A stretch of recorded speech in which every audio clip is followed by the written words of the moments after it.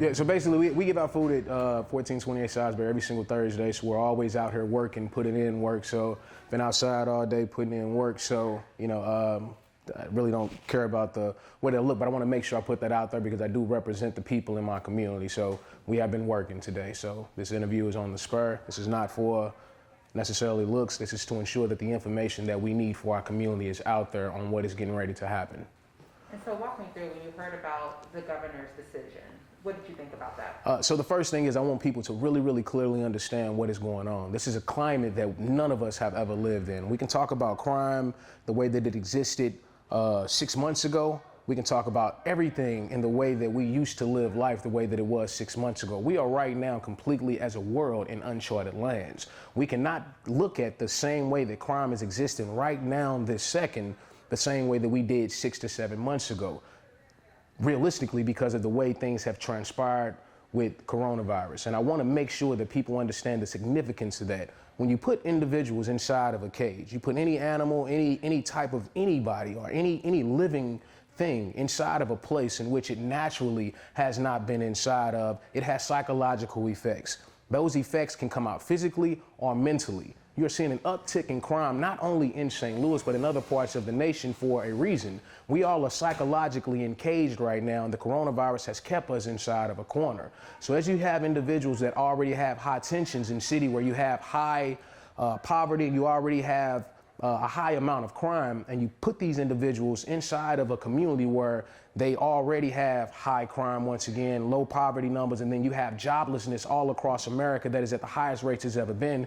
Even though unemployment is supposed to help out, I want everybody to keep these things into perspective. You can apply for unemployment for today, but that does not mean that it will be here the next time you need to eat. It does not mean it'll be here the next time that you need to do whatever it is that you need to do as an individual to feel at peace while you live on this earth. Some things are a necessity for some, other things are a necessity for others, but everything is a necessity to each individual person who feels like it is a necessity for them to feel calm and balanced while we live.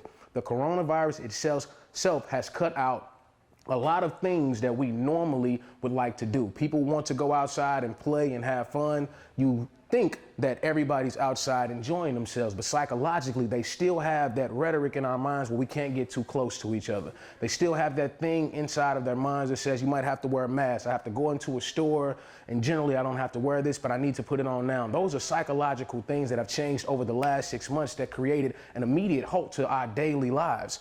So with that, and you have everything that's going on in the city that we have not naturally taken care of before this unnatural thing has taken place, you have the city at an all-time place where everybody is at a heightened place. You've never seen a person get beat up over toilet tissue, and I want to put this out here. Nobody has ever gotten their behind whooped for trying to wipe their butts, but that just happened, right? You have individuals beating each other up all across the nation just because the other person does not have a mask on. You don't see videos where people are trying to offer you a mask first before they put their hands on you. You see videos where somebody is saying you need to have on a mask, and that person who has a different opinion on what these masks do immediately lash back with their tongue, then that tension brings them to a feud. That's not by coincidence that individuals are just waking up and it seems like people are a little bit more irritated. It's by natural design. You have a lot of people right now who feel like there's a lot of pressure on them to either put this on or do this or act this way. We all are under pressure of just trying to survive at this point. It's not about poverty, because it doesn't matter at this point who's getting the corona. You got rich people that's getting it, poor people that's getting it. So these things are things that are going to happen one way or another. And the more and more we push ourselves and ostracize ourselves into a corner and into our own neighborhoods, into our own houses, we have to interact with each other more. You're not going to work. You're not going to the club that you used to go to. You're not hitting that favorite restaurant that you used to go to all the time the way that you used to hit it with all of your friends and getting that normal relief.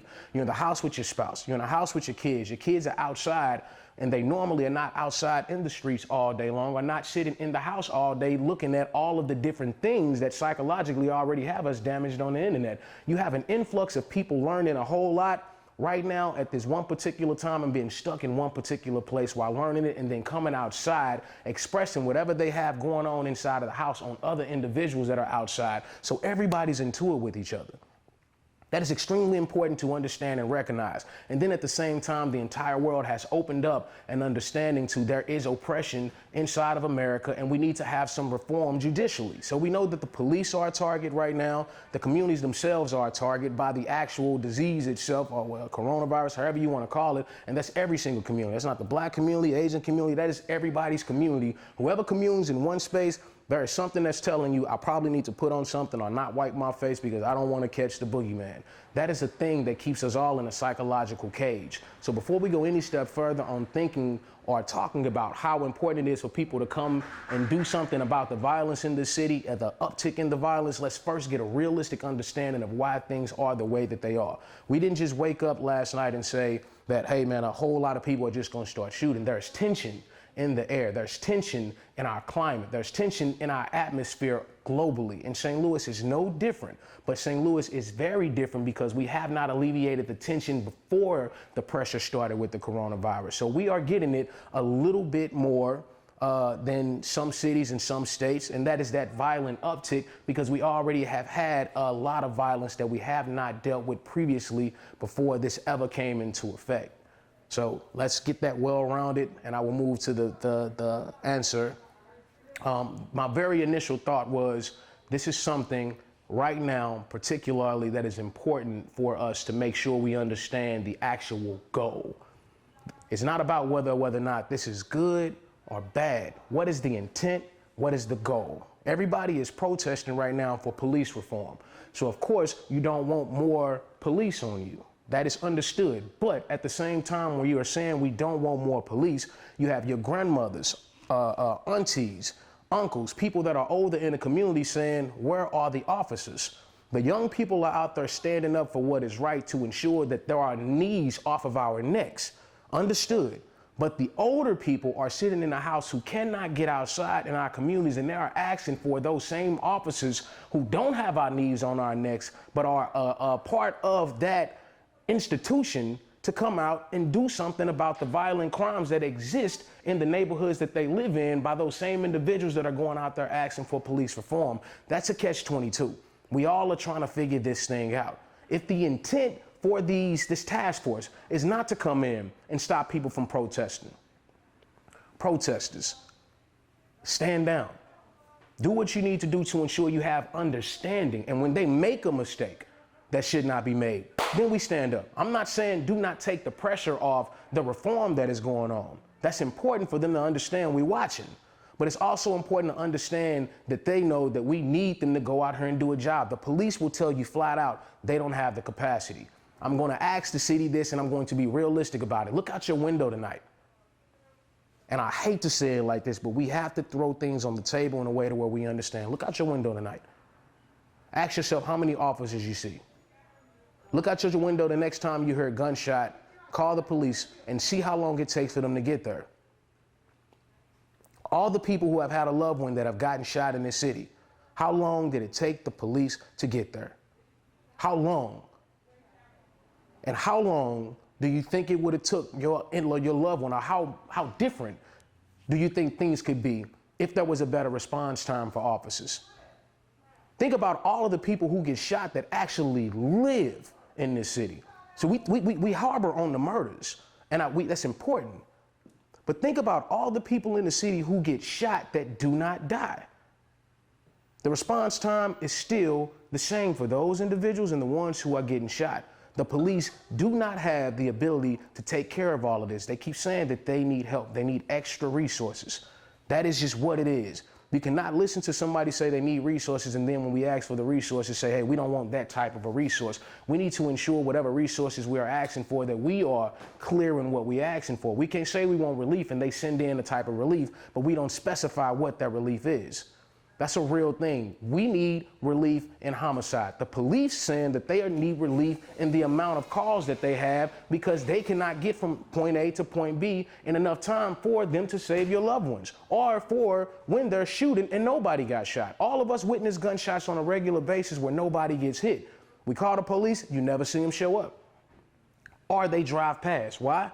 Because they don't have the capacity. They keep saying, I don't have the time. Why? Because somebody actually did just get shot down the road. When the time to come to this may been a shooting or just the shots fired. Shot spotter picked it up, that's fine. Nobody got murdered, nobody got shot. It's on to the next actual shooting or the next crime that happened. They're telling us they don't have the capacity to deal with this. You have officers right now that are going from a domestic call. When me and my friends get into it, or you and your spouse get into it, or you and a cousin or a friend inside of a home get into it, and it's not I'm gonna shoot you or you gonna shoot me, but just a regular altercation where things get a little out of control, you have officers going from that dispute to a homicide and then pulling you over at the same time. There's a psychological effect from that. You can't have a person who just came from a homicide where somebody actually got shot going to an actual place where people just have an argument and expecting that person to treat you in a manner that is balanced psychologically for him when he just came from an actual traumatic place. Our officers are running from one end of the city to the other dealing with all of the crime, and it's just improbable to think with the numbers that we have that we can realistically pull ourselves together with with that institution alone. The police need to help. We need to help as the community, and that's just being real. If all of the people who got shot actually died, our numbers would be through the roof. We have over 2,000 shootings a year, people, 2,000. You hear about the 200. Those we harbor on the numbers of the people who actually die from gunshots. But if everybody who got shot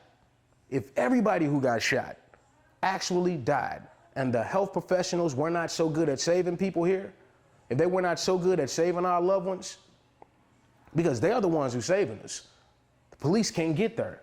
It's the medical professionals that pull up and ensure that we survive from that ambulance getting into that hospital, or the people who are right there at the scene that's on the block that pick you up and hurry to get you to the hospital. Well, most of the time, it's these doctors. They're saving your lives. Police cannot do this as much as hit that door, please. The police cannot do as much. Y'all gotta close that door. Thank you, Dad. The police cannot do as much as we are asking them to. They continue to tell us as a city that not only do they don't have the capacity, we don't have what it is realistically that the community is asking for to persecute these people. Why? The community ain't stepping up. We don't have people that's testifying. There's a million reasons why things are not where it is that they need to be. Now, we can talk about all of those different things, but everybody will have a different idea and perspective on why things are not the way that they need to be. At bare minimum, we know something needs to be done, and something needs to be done right now, right this second. You know, like I know, everybody's walking around with these big guns. Everybody got them.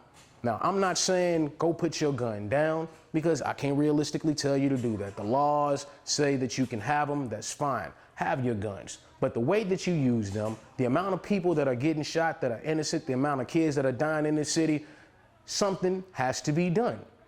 Something got to be done, people. What, we gonna sit back and continue to ask for us to deal with the root causes of it while we wait to do, those things are real. We cannot wait and just sit and wait for us to deal with the root causes of our issues. We can deal with those things, but as we deal with them, we have to survive.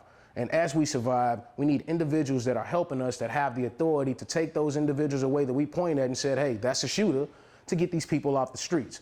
Now, they made it very, very clear they're not here to deal with protesters. So if that is everybody's issue or problem, then talk to the chief, talk to Jimmy Edwards. Once again, look at the video. They made it clear. Once they target protesters, then let's have a totally different conversation and ensure that they know that don't lie to us. We're going to come out in troves or whatever it takes to let the federal government know. Just don't lie to us on what you are here for. Now, that is easier said than done. I know a whole lot of people is going to take that message and be like, but they lie all the time. You are right.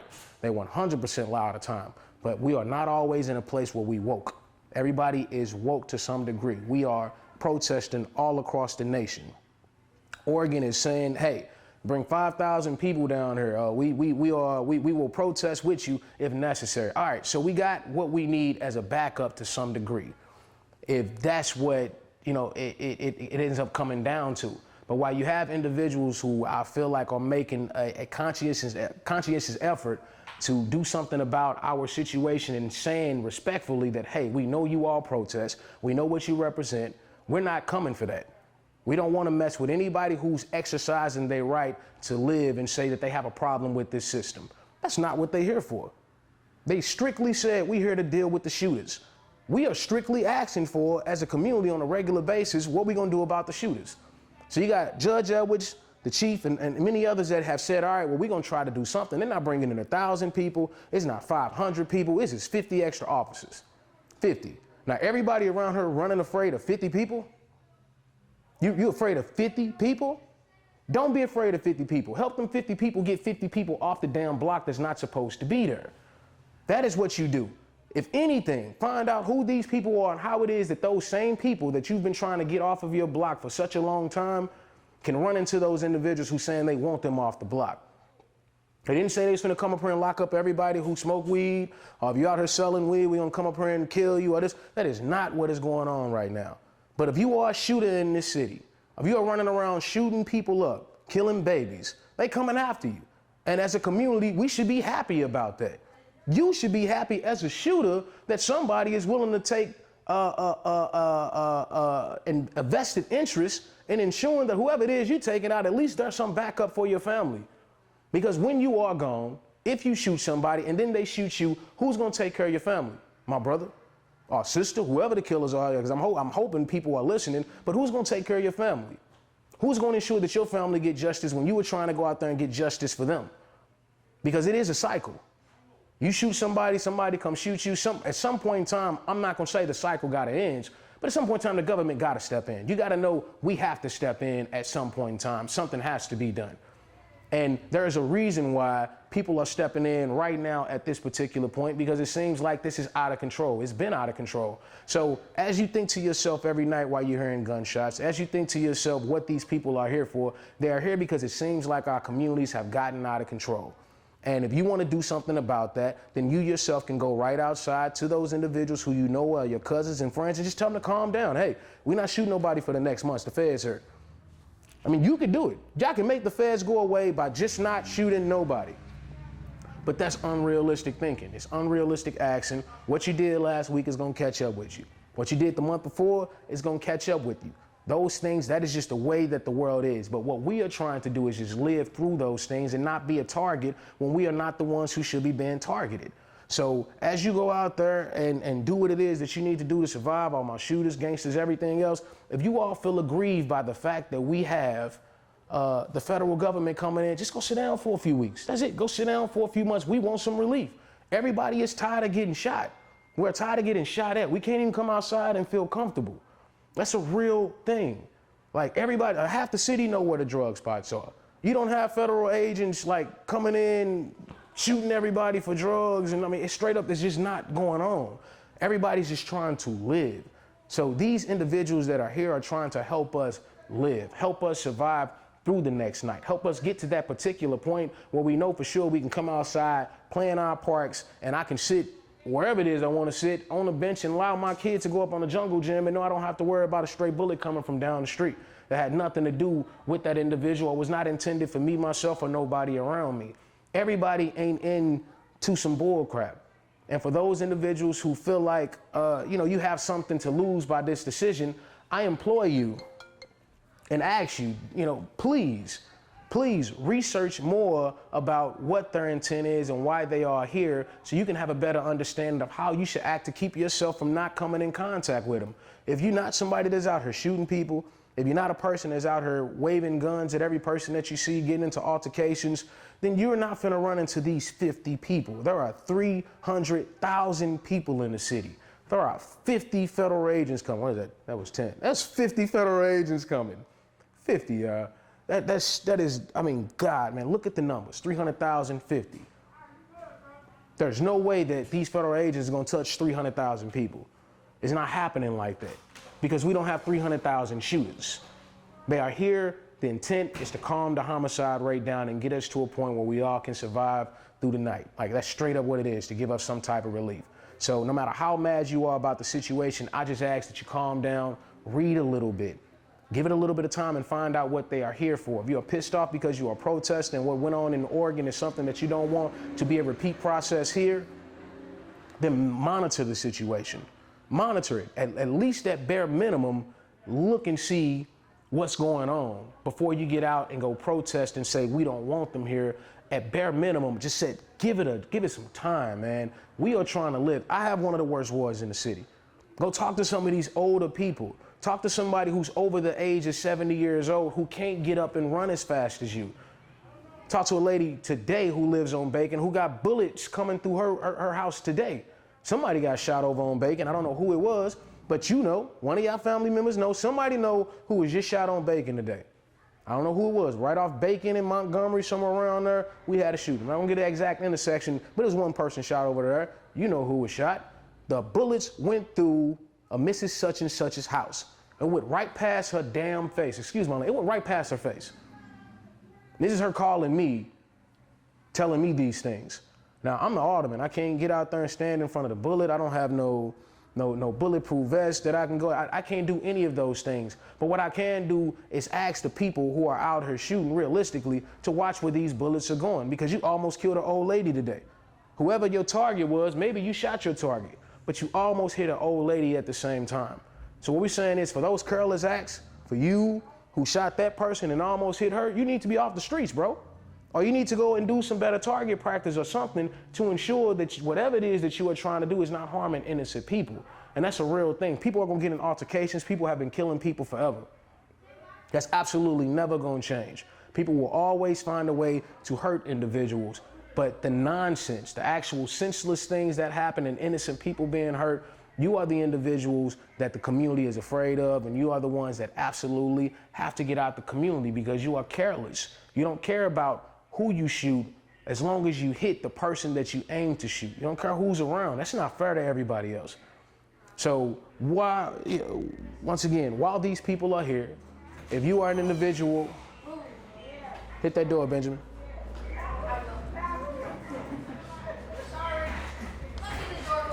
You all right? So while you are here, if you are one of those individuals who feel bothered by the fact that they are here, ask yourself realistically, do you have something to lose because you are doing things that maybe they would probably be here to stop? Are you one of those people that got like family members or somebody that's out here doing something crazy and you feel like this is something that's gonna stop your hustle? I understand why you feel like you don't want these folks here, but understand the flip side of that is whatever it is that you are doing to survive is hurting thousands of more people who are trying to survive and are not into exactly what it is that you're into. Everybody ain't out here shooting everybody up, but for those individuals that are shooting up the community, there is a task force here. I support that task force. I think everybody else that is trying to survive should support them in whatever way that they need to be supported. And in the event, once again, things are what they are not supposed to be based on what we've been told they're supposed to be, then we stand up for ourselves and say, all right, we thought this was supposed to be for us. That's what you said. This is what the video said. You did a whole press conference. Everybody spoke. The words are out there. We don't have to wonder about what this is. They've already laid the ground the ground rules. The foundation is out there. They laid it out. They said this is what this is for. When you go outside of what they said that they are here for, and we can physically see those things, then we attack. I mean, and I don't mean attack them, but attack in a way to where, just like we are doing right now, protesting, saying this is unjust or this is unjust, we go out there and we attack whatever it is, the reason they said they were here for, and they've shown us that they are not here for. And they need to get back to whatever that is or leave. But I don't think that that is what they are here for, because they just said they're not here for that, and we need the help. Once again, we need help. We need help. We need help. Folks, make sure that you support these people. Don't go out here and start protesting for absolutely no reason. Protest what we've been protesting for. You want the police to do better? Police officers, get on your fellow officers' heads. Tell them when you see them doing something that they should not be doing, pop upside, hey man, you're gonna end up getting us protested. Or I'm not finna be sitting on the force with you when you are becoming a target for the actual people. That's a real thing. That's a problem, but you are a human being who can solve that problem without having protests. You can easily say, I work with you, I see you every day, I know your mama, your cousin, man, don't do that. Don't do that around me. I don't wanna see that. You know, we would love for you to tell on your fellow officer, but that's not gonna happen. Most people who work in relationship with each other and they work every single day, they're always looking out for the best benefit of the people that they work for, especially if they are working on that same level. It don't matter what job that you have, whether you lay floors, you lay sewer pipes. None of that. It's a real thing. People work together to ensure each and every day they come to a non-toxic environment. So no police officers try to run around with a gun in the car with another police officer while they both tense at each other. That's just not the situation that you want to have. But what we can at bare minimum ask is that they be human just like we are human, and ask their brother or sister or person that they work with and just say, hey, don't do that around me. And if that is a person that they are working with on a regular basis, then maybe they'll respect them enough to not do that around them. And we can still work towards reform and whatever it is that we want to do to ensure that the law backs us up. But when we need help, and when they are not a part of the city of St. Louis and whatever infrastructure that we already have and we're creating as far as guidelines to ensure our police officers follow, and they come in for a different, totally different reason that we are begging already our officers for, we're begging them to do something about crime. They told us they can't. Not that they don't have the ability to, but right now there is not enough of them to be able to do what it is that they want to do, to be able to it's not enough of them to be able to do what it is that they would like to do to get what we need done. They continuously say that. How many of us have stepped up to the plate to become police officers? Now, we've been short for 2 years since I've been here, over 200 officers, if I remember correctly. We graduated at least 3 or 4 cadet classes. So with that, it shows you the numbers are still dwindling. Officers are retiring, are going to St. Louis County, and we still aren't stepping up to the plate. That's because there is mistrust between the community 100%. But I want you to think about this, and I need to say it like this because it is the truth.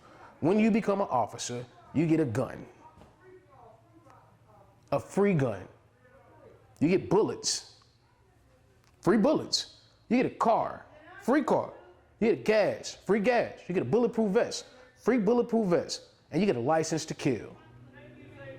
That is a real thing. We are running around in our own communities afraid of our own shadow when we have open positions that gives you the actual right to come in your community and air anybody out who comes through with a negative mindset and taking out people who live there where you lay your head. Now that's a real thing. We're running away from where we should be running to. Imagine 100 of us with rifles, with guns, with bullets, with ammo, and the ability to sit up outside our communities and drive our blocks and patrol our own blocks.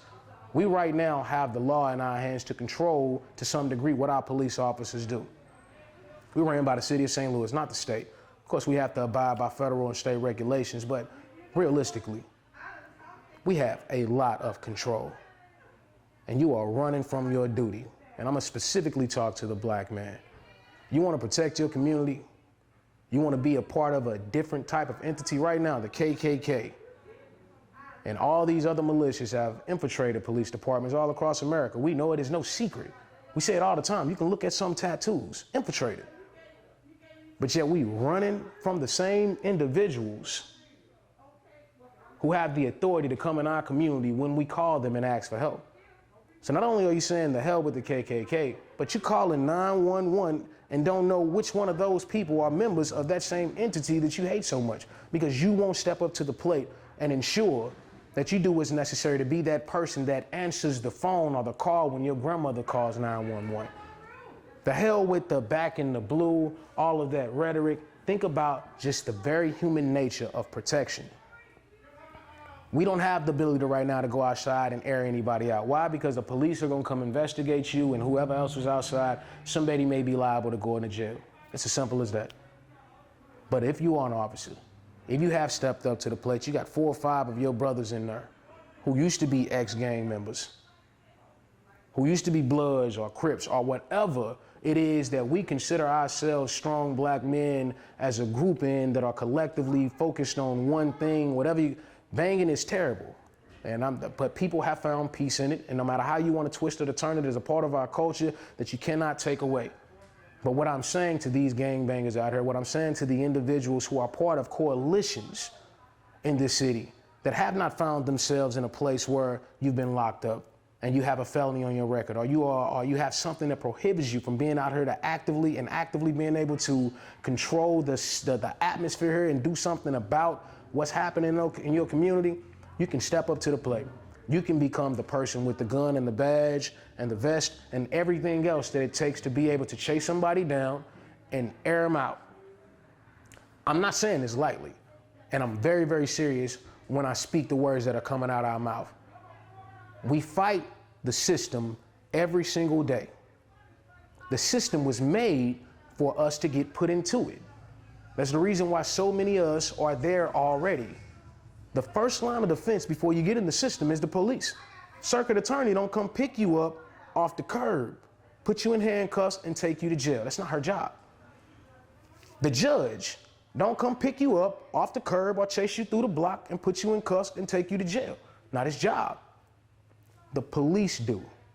They are the ones who put your family members in jail. They are the ones who lay people out on the ground and make the hard decisions before they ever get in court or before they ever get put on paper. The hardest decisions that get made on the ground level are not being made by the individuals who live in a community, because you are afraid to step up, because we continue to say as a culture, F the police, because they historically have not been for us. Historically. History's still here, and it repeats itself every single day. We don't step up and force that change. We have never had hundreds of officers in this city short. We're at the point where we're trying to open it up and have opened it up to the rest of the state and let everybody vote on it. To the rest of the state. Anybody can come be a police officer in the city of St. Louis at some point in time if we vote on it like that, and it comes down to something to where, it comes down and that is voted on and approved by the residents. So that chance is lost by you and your community and everybody else to have people chosen from this city, because now you have a much wider variety of individuals to come and control whatever blocks that you are asking for control on already. So that is a real thing that you can do right now. Get off your behind. If you don't have a job, your partner, you don't have a felony, dude, we can change the culture when you get in there. You want to go gang, you want to talk all of this gang stuff, it's 2020. Let's get smarter. Let's be a smarter gang. That don't mean you got to be a Blood or a Crip, or maybe you call yourself the Black Gang and nobody comes through shooting up our neighborhoods, or you going black, or you going to sleep and you will never wake up, whatever you want to call it. We ourselves have the ability to be officers at the same time when we are fighting the system that we are saying is oppressing us. There are hundreds of spots available, hundreds, every single year. We could have easily had 300 or 400 of us in there by now, had our own gang in here, and took down everybody who came through here shooting up the city already. Yeah, I know they live in the county. Everybody in the hood know who's shooting everybody up. Imagine having a partner that knows who just came to shot the hood up, and your partner's on the police force, and he has another friend on the police force out in the county, and he know exactly where the shooter live at. He gonna go easy or he not? But if we connected as a community, regardless of what happens and how that goes, we can control the narrative. We are the ones that get out here and protest. If you have officers that you know that are for you, and they had to go out here and take a life on the behalf of all of us, you're not gonna have the whole community saying, we finna hold up signs against this or that, because we ourselves already know that officer's for the community. Generally, we go off because we know some of these folks ain't for us. Put people there who we know are for us, and then we control the narrative. The reason we are upset now and feeling some type of way about them being here, because we don't know those people.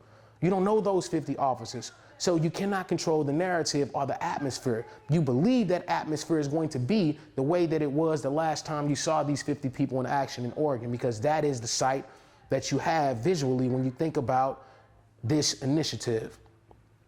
But there are many more things that we should be worried about right now. And all of them come down to, realistically, if we don't get our hands on this situation right now, where you got hundreds of people shooting, right? You got hundreds of shootings.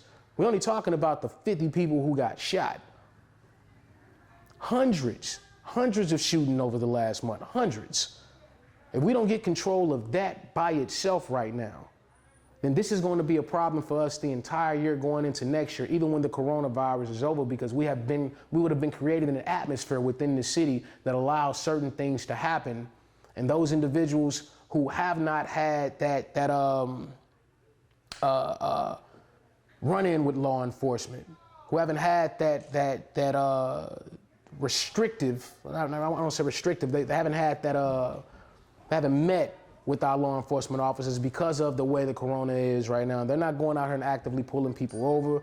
They're not actively doing a lot of things because of what is going on in the world right now, those individuals will feel like things are being left unchecked. And a year from now, those could be the same people that's going out here shooting everything up, just not getting caught because ain't nobody pulling them over. Like we need people to get in here right now. We need folks to come in who have nothing to do with the police department, that can give the police department a hand in what it is that we want done right now. We just want relief from shooters. That's it. I mean, it's straight up as simple as that. It don't get no simpler than that. This is for the shooters, aimed at the shooters. If you are not a shooter, this ain't got nothing to do with you.